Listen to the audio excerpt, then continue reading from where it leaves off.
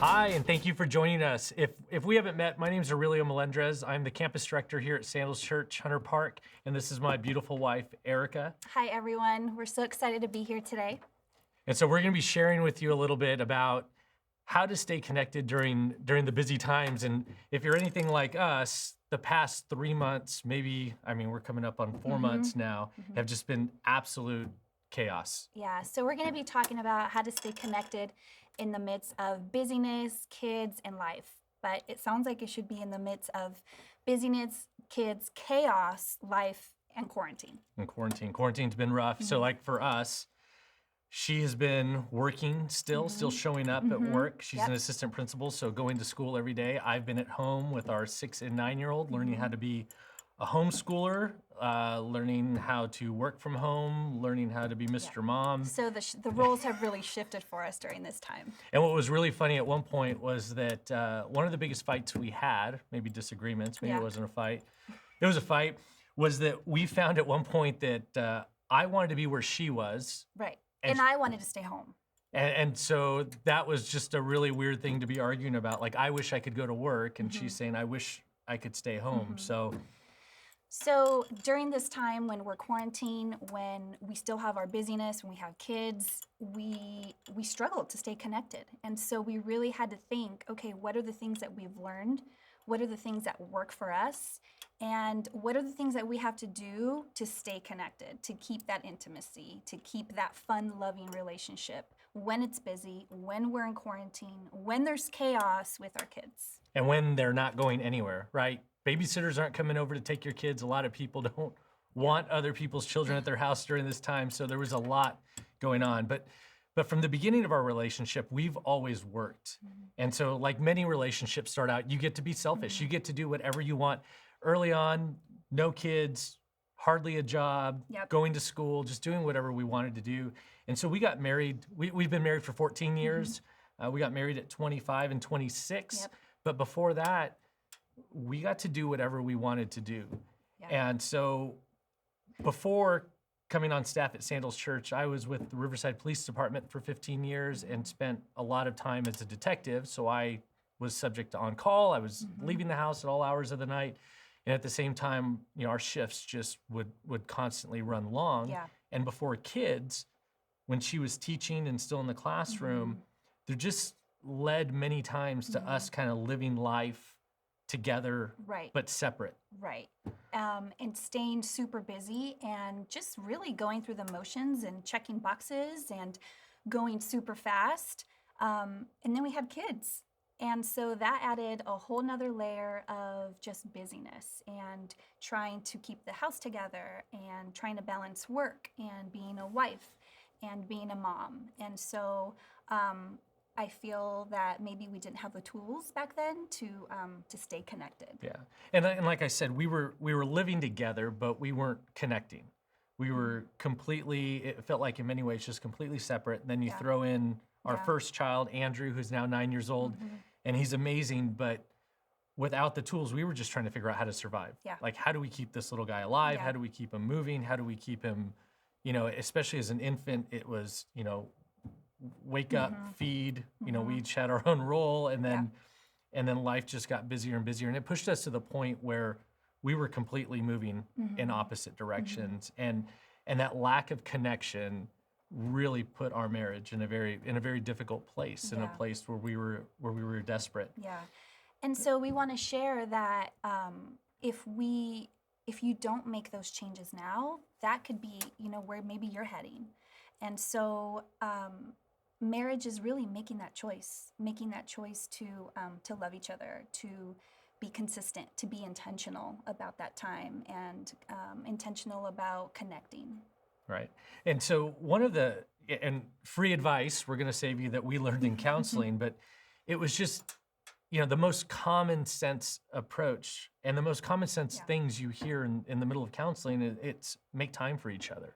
So like date night had to become a consistent event for us. Like every week we had to have that time strictly for us. And it's hard because when schedules are unpredictable, we didn't know where we were going to be able to find that time to be able to do that. So during quarantine, we had to get a little bit creative. because, we couldn't go out. So we would order food in. We would say, okay, kids, you're staying in the house. We'll put a movie on. You eat inside, and we're going to go sit on our patio. And so just finding that time to connect, to be intimate with each other. And acknowledging that certain things that you wouldn't normally do or you wouldn't normally want to do had to be okay in those moments, because I'd be at home all day with the kids where I would say a majority of their time they were on screens, they were distance learning, they were on TVs, they were on computers. And so I'm struggling with that idea of feeling guilty of them being on screens all day and then wanting to play with them. Yeah. And then we had date night come up. And so there were times where it was like, no, I feel like we should spend time with the kids because they've been doing this all day. And you just have to give yourself grace and acknowledge that in certain moments, you need to be able to create that space so that you and your spouse can have those connection points. I think one of the key ways to stay connected is to communicate. I know we hear that so much when we hear about marriage and what works. And for us, communication is big. For example, honesty. So when, we're disagreeing about something, we've learned that we both have to be able to be honest with each other, but then also be able to receive that honesty and then do something about it. And, okay, I'm gonna speak directly to the husbands because I wouldn't talk to somebody else's wife this way. But for husbands, like, have you earned, like, just by the nature of being married to somebody, doesn't mean that you've really earned or even built that relational equity to where you can put that on them, where you're disagreeing, where you're not happy, where you're upset, but being able to find that loving, honorable way to be able to say, hey, this happened, this didn't make me feel good. Yeah. And when we look back at some of our biggest disagreements, like, communication was terrible for us. Like, we be really honest about that. Yeah, it was. Like, we both would just come at each other and then nothing would be accomplished, and then we would act like nothing happened 2 hours later so we could continue living Move together on. Yeah. and everything would be okay.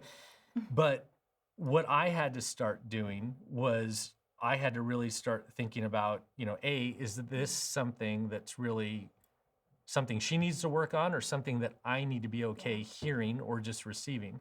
And I think as men, we're perfectly okay being angry, but we're not okay being hurt. We're not okay being upset.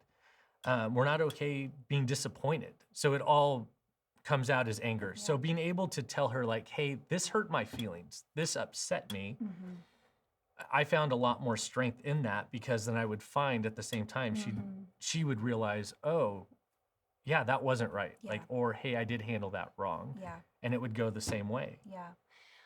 Something that we learned about communication, we learned from Pastor Mark Driscoll. He was at one of our staff meetings here, and we got to hear about how some marriages do life either shoulder to shoulder or face to face. And there's one other component that we'll share later. But shoulder to shoulder is really when you're just shoulder to shoulder, you're raising kids, you're doing life, you're staying busy, you're serving. And so you're not really taking that time to connect, but you're doing life really shoulder to shoulder. And that's where we were a lot of the time.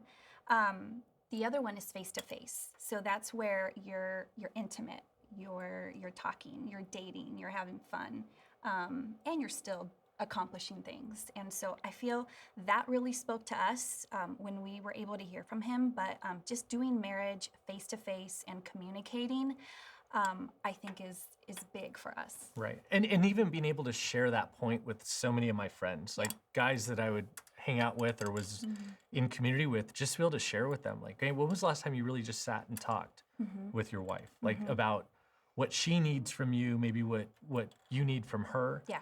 And you come to find out that a lot of those conversations aren't happening.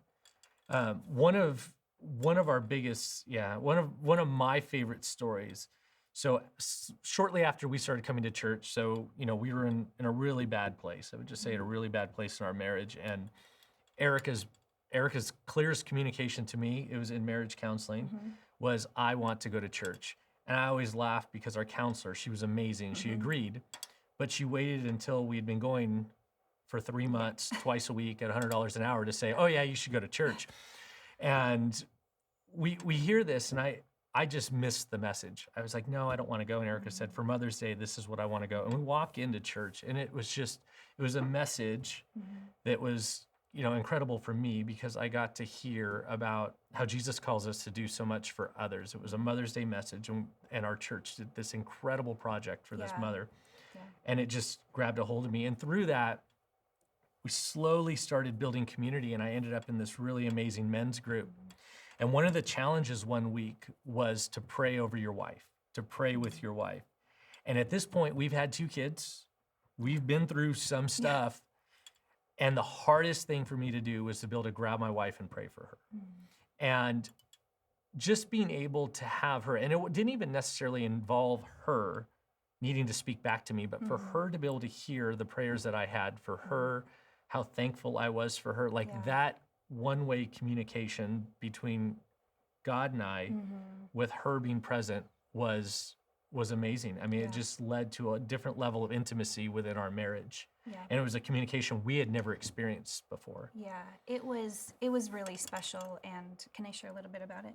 Yeah. So Yes, woke up one day and Aurelio said, "So what do you have going on today?" And I said, "Well, just work."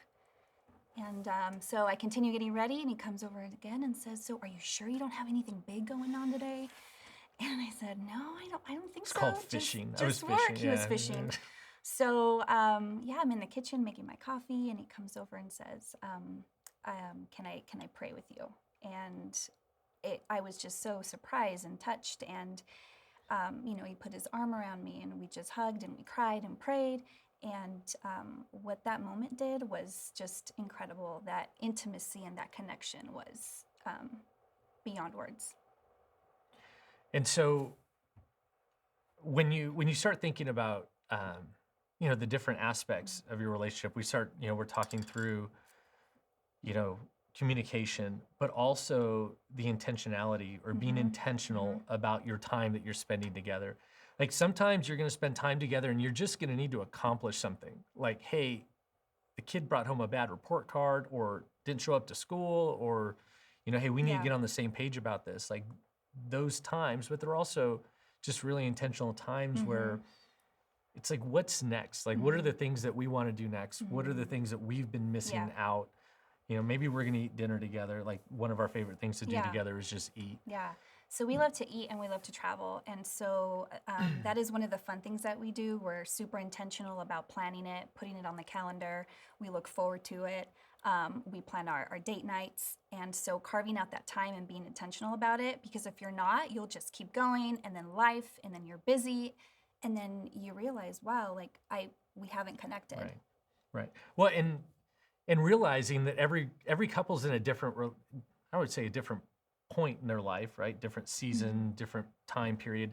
And so your planning sessions or your timing sessions, we can talk about the planning sessions, the dreaming sessions. Oh, yes. So when you start thinking about where you're at, sometimes you're just trying to get some breathing room because you're nursing an infant, or like us, like going into COVID, we were like, man, could you imagine a time where we didn't have soccer practice, baseball practice, dance, soccer for Samantha. And then it all came true. And then it all happened All at at once. And so it's a good, be careful what you wish for, because you might get it.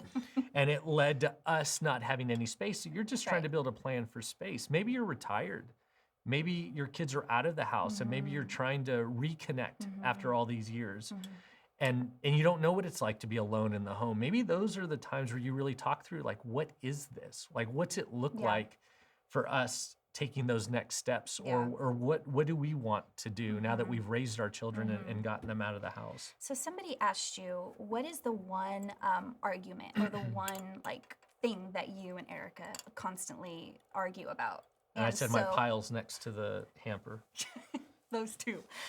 But you said just we're kind of missing each other when we're talking about what we want done, like whether it's around the house, whether it's like our short-term goals or long-term goals. And so that person suggested, good friend of ours, why don't you have a dream session? And so we're like, well, what's a dream session? It's where you sit down for a few minutes and you write down what you're looking forward to. And so we did that one night, and it started off a little shaky because I was like making my list, and he's like, wait, what's... And it was completely overwhelming because her list got very, very long before I had said anything. Yeah, But when we put it down in writing and we saw it and we both felt, wow, like we both want this. These are our goals. It connected us in a totally different way. And so now we go back to our dream list and we get to see, okay, what can we cross off? What have we done together? So that's been another way that we've been able to connect. And then quarantine hit, and I've knocked out about 3/4 of the things on that list because most of them related to the house. Yeah. And, a few years ago, me going through a career change and just following this new call, it led us to the point where we needed to really reevaluate, like what's our future going to look like? What are we going to do? And we decided for our home, Yeah. like this is going to be our forever home. Like this is where we're going to raise our kids, or at least until God calls us someplace else. Yeah. And so for her, it was a matter of accomplishing things that show the investment that, for her to know that, hey, I'm all in, wanting to invest in our home, wanting to fix things up so that we could make it, even more livable. And that's been my way to be able to show that to her. But at the same time, it leads to, and these are things that you need to be prepared for, it leads to, at times, distancing while one of you is trying to accomplish some of those goals. And that's something that we've experienced recently is, we're doing a big project in the backyard. And in the middle of it, she said, I'm beginning to resent the backyard because you're spending more time in the backyard than you are with me. And so it was a quick reminder for me that, okay, I need to invite her into what it is that I'm doing, even though I feel like I'm doing this to serve her and our family. And when we're intentional about carving out that time for each other and connecting and that intimacy, when we don't have it and we go a few days when we're doing life shoulder to shoulder, like we miss it. We're like, oh, like I miss you. How are you?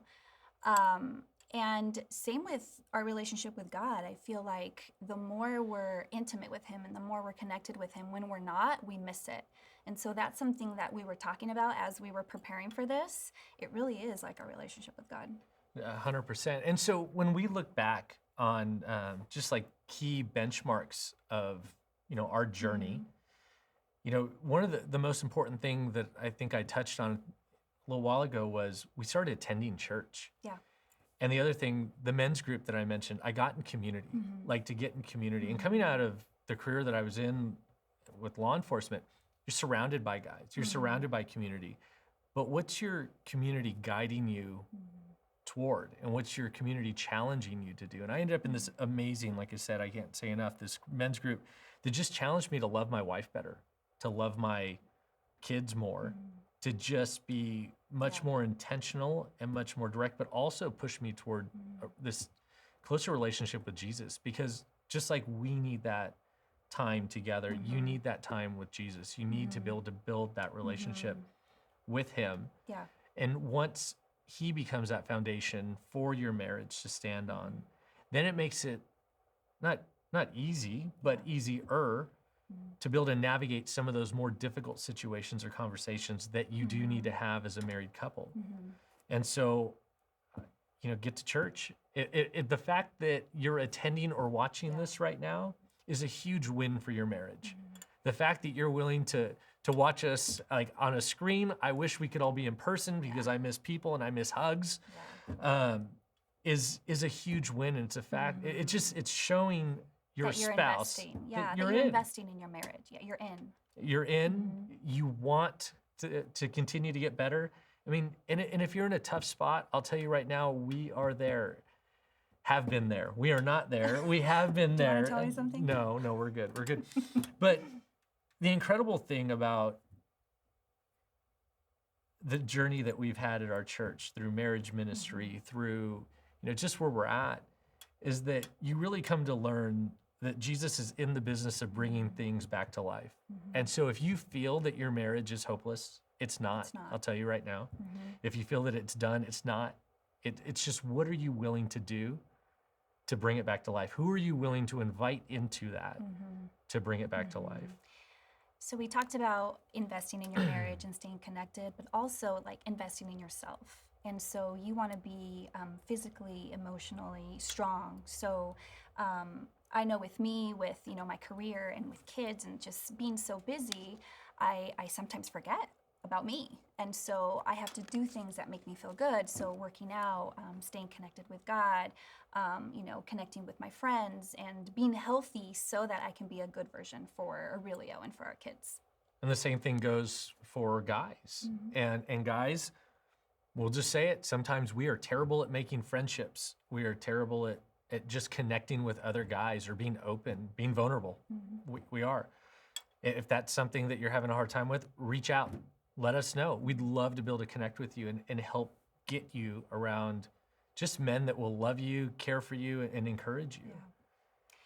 So we talked about how some relationships, how they do marriage shoulder to shoulder, face to face, and so there's that third way. And so we're going to talk a little bit about that. Yeah, and it is the one place that we unfortunately found ourselves, and we don't want you to find yourself. And maybe you're there, and we are proof that you can come out of it. But that's when couples are doing life back to back.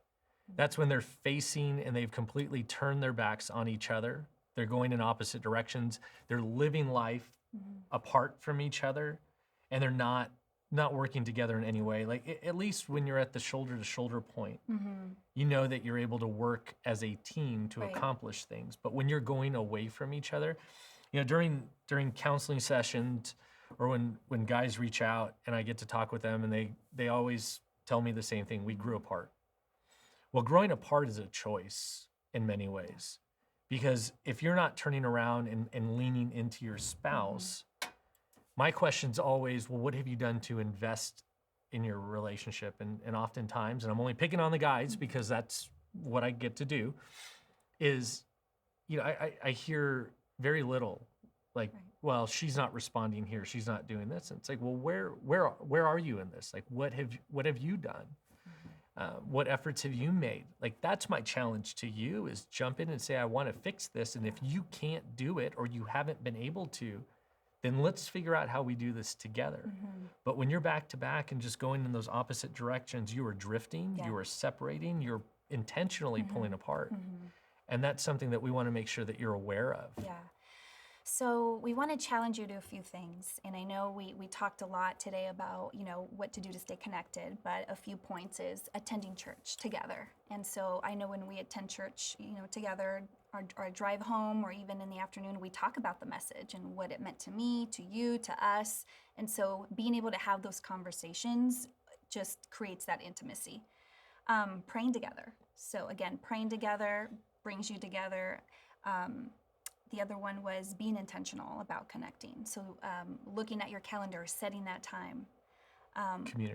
Community. So being in community, inviting people into whatever you're going through to walk with you, to talk to you, to invest in you. Yeah. Was there one more? No, I think that's enough. I think you give them enough of a to-do list. I love the to-do list. It makes me feel like I accomplished something. But just know that we love you. We're so thankful that you've joined us through this. I hope you enjoy the rest of the conference. Just know that we're always here for you. So if you're ever at Hunter Park, come by, say hello. We'd love to meet you. And thank you for joining us.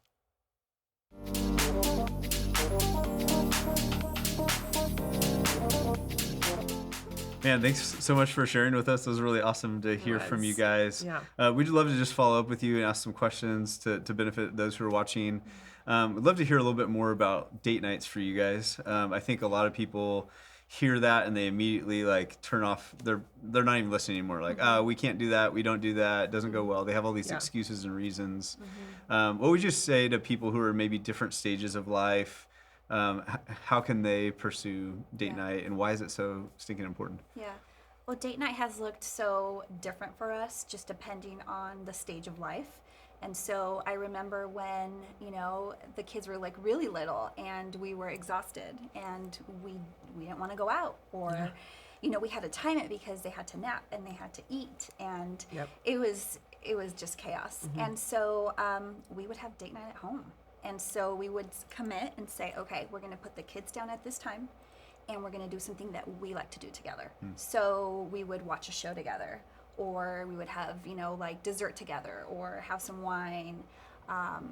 And during quarantine, we're all stuck in the house. And so we made it just very intentional to just have our own space. So we would go out to the patio, we'd order some dinner, just making that time where we had some time to just be alone with each other. Yeah. And, you know, when our kids were really little, we were really lucky. We had family. Like, we're both from Riverside. Both our parents, you know, grandparents are nearby, so they were able to help us with the kids. That helped. Yeah. We had good jobs. Like, Yeah. that made things a little bit easier, but also understanding that as you transition through things, like when we bought a home, all of a sudden we didn't have extra money to either do a date night out Yeah. or hire a babysitter. Yeah. And so you're just like, you just really need to make sure that you remember that it's about making time for the two of you, regardless Yeah. of where Yeah. that's at. Yeah. Yeah. And sometimes being out can actually be more distracting than being Right. at home. Right. And one of the things that used to make me laugh, I had a good friend share with me, she said, when you, it's Rita, she said, when Yeah. you guys have your kids and you try to do a date night without them, all you're going to do is talk about your kids. Yes. And that happened. Like, all we would do is talk about our kids. Oh, did you see what Andrew did? Or when he did this? Yeah. But as the kids have gotten older, it's gotten easier. So now being here at the church, we've got a youth program with lots of kids that love to babysit. We have older kids in the neighborhood that help us. So that's made it easier. Yeah. But also realizing at some point it's going to happen that the kids are not even going to want to hang out with us and they're going to be on their own. That's where we have teenager, and there is some hope in the future. You don't even have to think about babysitters. They can stay Yeah. home by themselves. Okay, I remember going through a time when, you know, we'd get a sitter, we'd go out to dinner, and then we would just talk about the kids, like you said. And then that created fear for me. Like, oh, you know, we have nothing else to talk about but the kids. What if we're like growing apart? And so I had to acknowledge, like, that was just a time, like a season that we were in where we were just so busy with the kids. But then we found like ways to reconnect and bring the fun back in. Yeah. And it sounds like you were able to do that because you were intentional about staying connected even in that more challenging season as well. absolutely. That's so cool. So you plan for date night, which is great. I think that's a really important point. How do you make sure you have energy for date time? Especially when the kids are really little, right? And you're exhausted all the Yeah, time. you're and working. Yeah. Again, Or did you have energy? well, there were some times where we planned something and last minute, do you want to just stay home?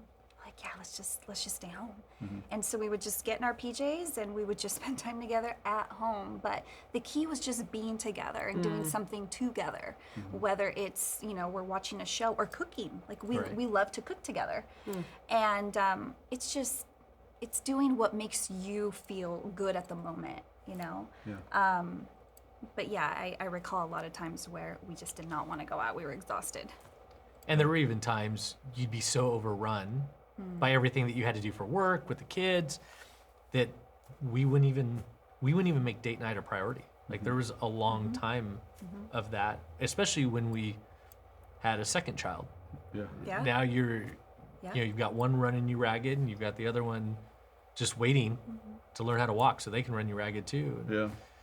But it So made it tough. let me ask you this. You talked about praying together, which I loved. I think that's super important for every couple to hear. So I think the men's group you were talking about was a group you're in with me. Yes, And you led it. I might have yes. been the person that challenged you to do that. And you were, yes, you were. But I'd love to hear, she shared about kind of what her experience was. How did you, from a very honest perspective, Yeah. for the guys who were My afraid, hands are getting sweaty. I know. Like, how did it make you feel to do that for the first time? it freaked me out. Like it put me on my butt. And like, not a lot makes me super nervous. That did. Like that was one of those moments where it was, you know, I couldn't wrap my head around like, okay, we've had kids together. Like we like have been through a lot. And I'm sitting here going, why can't I do this? And there was this just really uncomfortable, uneasy, I just really feel it was the Holy Spirit now when I look back on it, like affirming, this is what you need to do. But I was afraid, like, how's she going to respond to this? Is this going to be, is it going to be okay? You know, I don't know. And I look back now and I go, I don't know what I was worried about. Because when I pray over her now, it's like an amazing start to the day. Like Yeah. it just kind of calms us, recenters us, Yeah. and then gets us going in a good direction. But man, I was a mess. I was shaking. I was Yeah. I don't even remember what I said. Yeah. Yeah. I look at her, she starts crying. I'm like, man, I screwed this up. I don't even know. Yeah. That moment, or when you pray with me or for me, I just feel loved, safe. I feel like we're inviting God into our relationship. Yeah. I feel like, he's putting God first. Yeah, it's That's really awesome. special. That is so great. And just to acknowledge, it is a battleground, right? Yeah. Like, I mean, Right. guys are designed kind of to be warriors, and we have to use that same courage that we do in Yeah. jumping off a cliff or going into battle to like fight for our family by Yeah. doing that. So I think it's Yeah. really incredible. Yeah, thank you for being so honest about that too, because it seems like it should be so simple, and yet so many people don't pray together. So thank you for sharing even your journey and what you had to overcome in order to make that a priority for your relationship. Yeah, it was a whole new level of intimacy, and I think that's like kind of where that fear came from. It was not knowing where this was going to lead, Yeah. go, or happen, which now looking back on it to me seems silly now. Yeah. But in the moment, that's a real fear. It's no different than when you've been arguing or you've been at each other, and then it's like you start thinking, what is stopping me from just going over and saying I'm sorry, or just acknowledging like, hey, this was dumb. Let's move Yeah. on. Like it was that same kind of fear, Yeah. and so I'd tell guys, do it. Yeah. Yeah. And I love watching Andrew and Samantha, our kids, see us pray together. And, if we have like a big day or something, is happening, they'll be like, can we pray for you? Or let's pray together. Or we're leaving the house, let's pray. And so that's been really neat for them to see. Yeah. That's great. Love I that. love that. Yeah, I just want to take a second and plug men's groups because, I think a lot of guys are probably sitting there thinking like, I don't have anyone in my life who's ever going to challenge me to pray, right? They've got all kinds of other things they challenge me to do. And if you're a dude and you're like trying to figure out how do I do this, get in community with other guys who are trying to live for Jesus. And it's such a powerful thing. I love that you shared that. Thanks for that. Yeah. Well, thank you. And if I can just follow up, you shared, I love that you're sharing emotion too. You're talking about like fear you had. Another thing you talked about was anger. And I love what you said about men are okay being angry, but not being hurt. Yeah. Could you maybe just elaborate on that? You said anger masks the hurt. Yeah, especially with our vision, right? We're all about being real. And one of the things I just had to recognize that I don't ever, and she even brought it to me. She goes, I didn't know you got sad. Like, I didn't know you had those kinds of feelings. And especially, the nature of my prior job forces you to mask a lot of those feelings. And really the only thing you're allowed to show is anger. But what I've seen is that's consistent with men. Like men are okay. And then if they're sad or they're hurt, we tend to demean them or attack them. They're just being sensitive. They're being a wimp, whatever those are. But being able to tell her like that hurt, Yeah. like that, and it took a little bit of work for her to acknowledge like, okay, he can be hurt. Yeah. He can have his feelings hurt. And I had to be able to acknowledge, and it was again another layer of honesty where I got to tell her like that hurt my feelings, or Yeah. I'm really sad about this. And going through really difficult times at the police department, I would never acknowledge I was sad or upset or hurt. Even when I was working, in the child abuse unit, it's just another day. It's Tuesday, it's Wednesday, and Right. And I think when you acknowledge your feelings, when you acknowledge that you're feeling sad or you're feeling hurt, it helps me think of ways to love you better and to help you through it because I know that you're feeling sad. yeah. That's great. I love that. And if I can just maybe throw a curveball at you, I know we didn't talk about this but ahead of time, but your husband had for a good season of your marriage, it sounds like a really challenging job. How did you as a wife support him in that season, and how did you work through some of those challenges?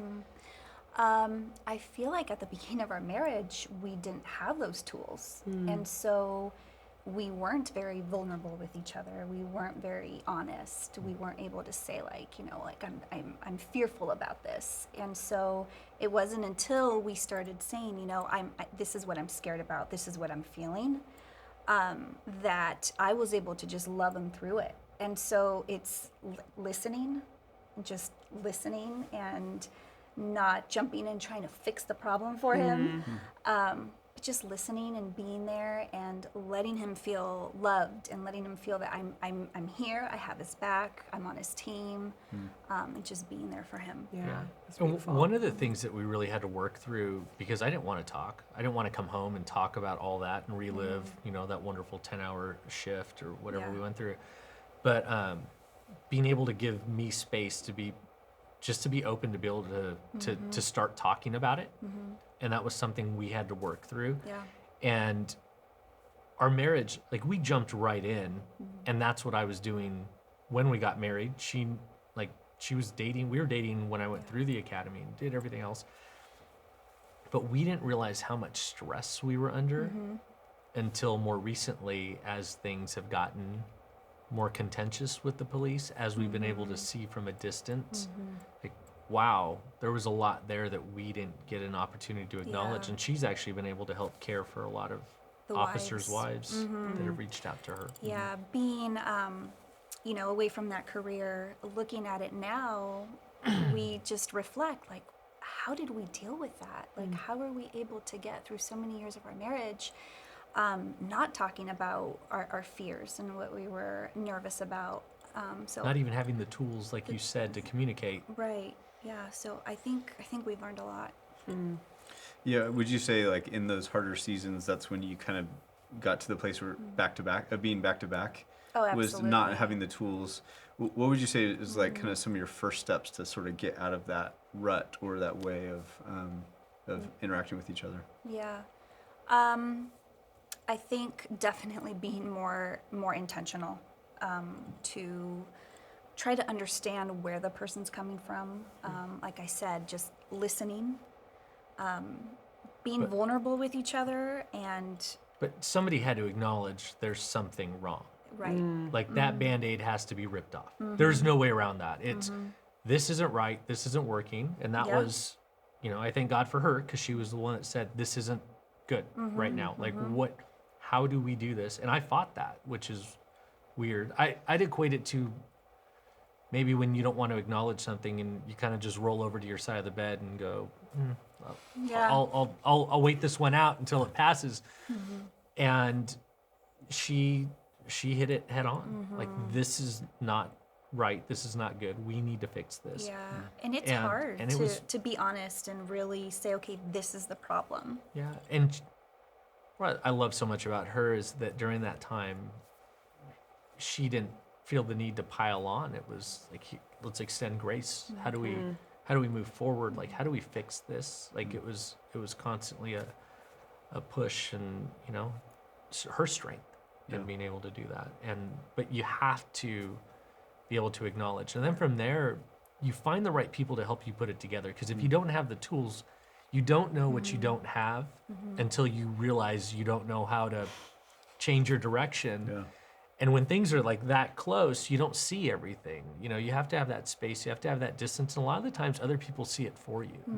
Like, hey, have you ever noticed you do this? Or have you ever noticed that maybe this isn't the best way to engage or interact? And if you're really being open about that, people are going to be able to help you walk through that.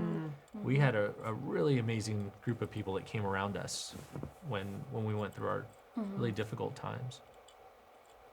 So was that group of people related to like small group and community, or was that like a separate kind of thing?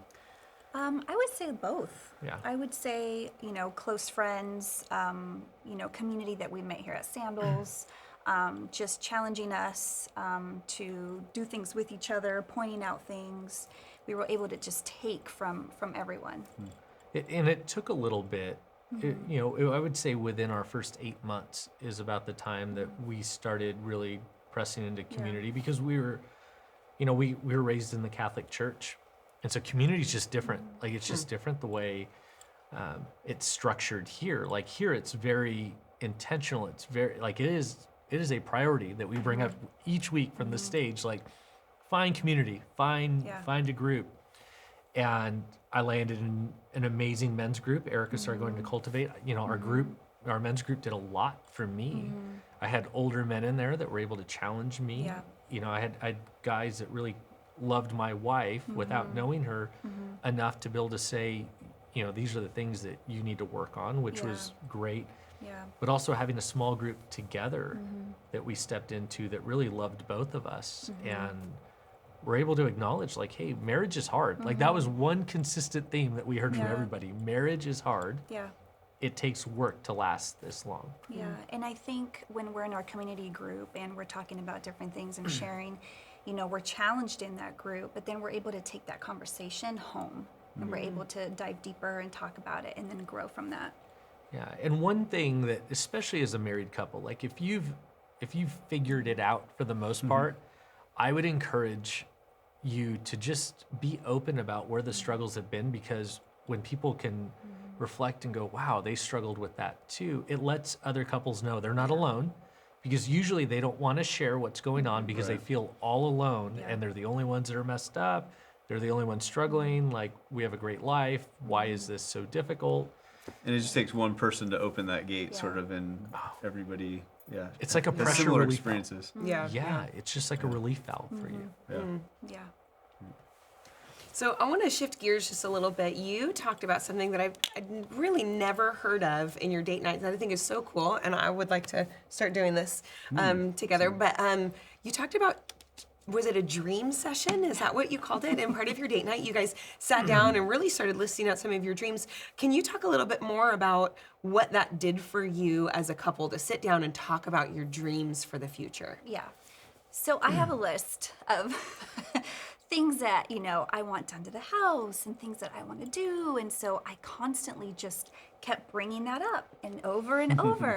And somebody suggested a dream session. And so that's where we both come together and we write it all down. And so it was in that moment, one night, we were having our date night, and it was during quarantine at the very beginning, and we listed, what we wanted done.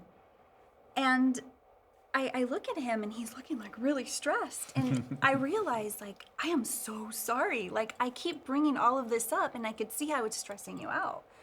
So he was able to add to the list, and together we wrote down, short-term goals, long-term goals, things that we wanted to accomplish. And so during, quarantine, we're able to knock out like half the list. Yeah, we knocked out a lot of the list. So I have a guess why it was stressful. That you want to help her accomplish all those things, right? Yes. And the longer the list gets, it makes you feel like there's no way I can help her accomplish it. Yeah, and we can just acknowledge. Speaking from experience. Yeah. I don't know what you're talking about. We can just and the pressure I put on myself, right? Yeah. I'm a 3, man. Like, we're gonna, like, she says it, I want to see it done. Like, let's do this. And yeah, I would remember almost everything she would throw out, and I would just start filing it, and it just got to the point where it's like, like calculating how much it was going to cost. Yes, Yeah, how much time? Yeah. Like, do we really need to do that? Her tastes are gonna change. Do we? And so for her to be able to put it out, it was great. But that was, that was another, like, one of those moments where we go, okay, we communicate way different. Like, each one of us is so different than the other. Yeah. And it helped her see something. It helped me see something, and it alleviated a lot of concern for me. And she's pumped because things are getting done. Yeah. And I feel like we're a team. We're getting things done. We're accomplishing this together. So I would really recommend a dream session. That's great. Love that. That is really cool. One of the other things, I mean, a real practical thing that we had on there was pay off debt. Yeah. Like, we had a little bit of debt remaining, and it was like, let's pay that off so we can start doing these things. Yeah. And we were able to do most of that.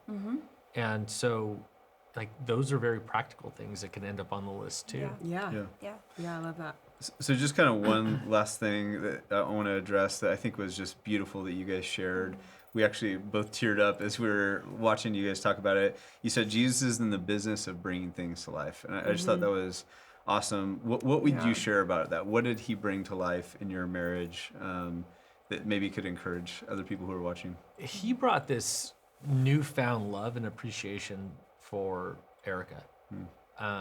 She's a gift. Like, that was something I had to acknowledge. Like, she was a gift, and a gift that at times I took for granted, just expected would be there, and it convicted me in so many ways of the way I was living, behaving, acting, treating, like all the negative things, but also he really affirmed other things that were good in how I invested in our relationship. And those are things that you'll never see on your own. And if you try to do marriage through your own human will, I don't know how you do it, because I feel like we tried to do that for the first 8 years of our marriage and it did not work. And when I see what he's awakened in us, in our children, like, it doesn't come from anywhere else other than him. And I would say there was a point where we felt like our marriage was going to be done, dead. Like, it was scary. We look back on it. But I look back on that now and I go, man, I could never imagine my life without her. Right. But there were moments where I'm like, I can't imagine my life with her. Sure. And she was feeling the same way about me. Right. Like, and I know that. I own that. But I look at what he did to revive that. And not only in us, the example, like people that know, our story and where we come from, like we get to experience that at church. Like we've shared that with friends that come to church, friends that don't go to church, to see what it's done in their marriages too, to realize, oh man, like, it's not hopeless. Like we can pull out of this. If you're willing to invest, if you're willing to just give in and say, I need help. I think that was one of my biggest struggles, was pride. I didn't need help. Like I can make this work. Right. And I think there were so many things that Jesus just awoke in me that it's been amazing. But that is what he does. Like anything that people say, this is permanent forever and it's done, I say no. Like there is no way. Like you can reconcile, you can build again. And I feel like that's what we've done, is now we're being given the opportunity to rebuild our marriage in so many different ways, but based on the foundation of Christ. Yeah, that's awesome. Erica, would you add anything to that? It's been incredible to see the work that God has done in our marriage, but in Aurelio, and just how you've been able to grow, and That's awesome. Yeah, so I love beautiful, that. you guys. Thank you so much for sharing with us, with everybody, being willing to be vulnerable. You just had so many good pieces of wisdom to share. Thank you. Yeah, and I just want to say to everybody watching, like, theirs is just one of many stories of hope. And I love that they shared some practical things of how they went from being back to back to being able to be face to face, and they were willing to let Jesus transform their lives. And I think that's a beautiful picture. So we just want to continue to instill hope. Thank you for listening. We got one more session, so stick with us as we continue in our virtual marriage conference.